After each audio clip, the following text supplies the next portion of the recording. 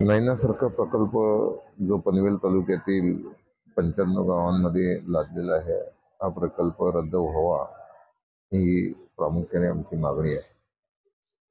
या प्रकल्पामुळे संपूर्ण शेतकरी भूमिहीन होतोय, उद्ध्वस्त होतोय. मुळात म्हणजे शासन आमची 60% जागा पट घेतोय आणि 40% जागा आम्हाला विकत देतोय. असला प्रकल्प आम्हाला नको म्हणून या ठिकाणी आम्ही 6वा उपोषण, प्राणांतिक उपोषण करतोय आणि आजचे 6 दिवस झाले, परंतु प्रशासन दखल घ्यायला मागत नाही. मुख्यमंत्र्यांनी 6 डिसेंबर ते 15 डिसेंबर या कालखंडामध्ये आम्ही मुंबई पुणे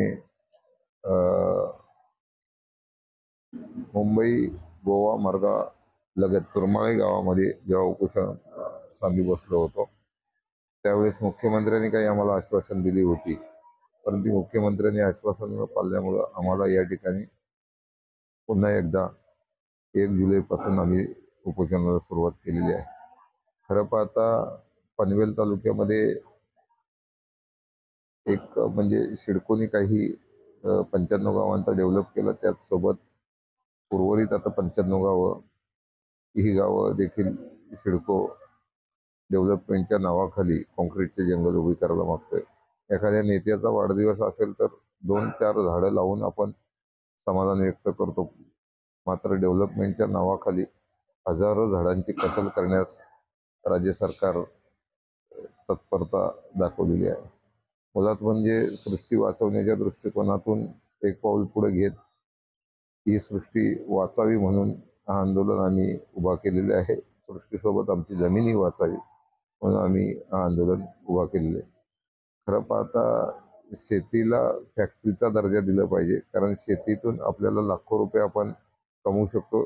त्यासाठी इथं जी वाढता डेव्हलपमेंट आहे, त्या डेव्हलपमेंटनुसार शेतकऱ्यांची वेगवेगळे प्रोसेशन जर शासनाने आयोजित केले तर शेतीतून लाखो करोड रुपयाचं उत्पन्न शेतकरी घेतील. परंतु शासन या सगळ्या गोष्टीला दुर्लक्ष करीत एकमेव बिल्डिंग उभारणं हा धंदा शासनाने तयार केलेला आहे. खरं पाहता यावेळेस 10/1/2013ला ज्यावेळेस अधिसूचना प्रसिद्ध झाली, त्या अधिसूचनेमध्ये अनियंत्रित बांधकाम होऊ नये म्हणून एक प्राधिकरण असणं गरजेचं आहे. आणि हा प्राधिकरणाकडं आल्यानंतर प्राधिकरणाने या जागेमध्ये 60-40 डेव्हलपमेंट असे हिस्से करायला सुरुवात केली. खरं पाहता म्हणजे जी अधिसूचना प्रकाशित झाली होती, त्या अधिसूचनेमध्ये 272 गावांचा नामोल्लेख होता, परंतु आज 177 गावं वगळून फक्त आणि फक्त 95 गावं या नैनामध्ये राहिलेली आहेत. गेली 10 वर्ष 11 वर्षे होत आली तरी ह्या प्रकल्पाला आज तगायत सुरुवात नाही. त्याच्यामुळं या प्रकल्पामुळे सर्व शेतकरी भूमिहीन होणार आहे आणि असला प्रकल्प नको म्हणून आम्ही शासनाला आमची विनंती आहे आणि हा प्रकल्प तात्काळ रद्द करावा आणि या ठिकाणी अनियंत्रित बांधकाम होणार नाही याची आम्ही मंडळी काळजी घेऊ.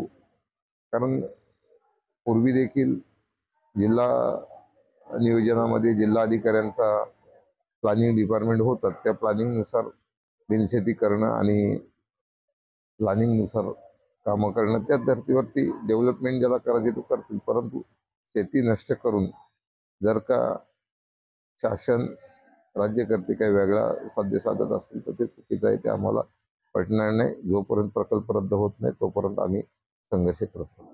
मागील आम्ही ज्यावेळेस तुरमाळा या ठिकाणी ज्यावेळेस आंदोलन केलं त्यावेळेस आमदारांनी आमच्या विरोधात बैठक घेतली होती.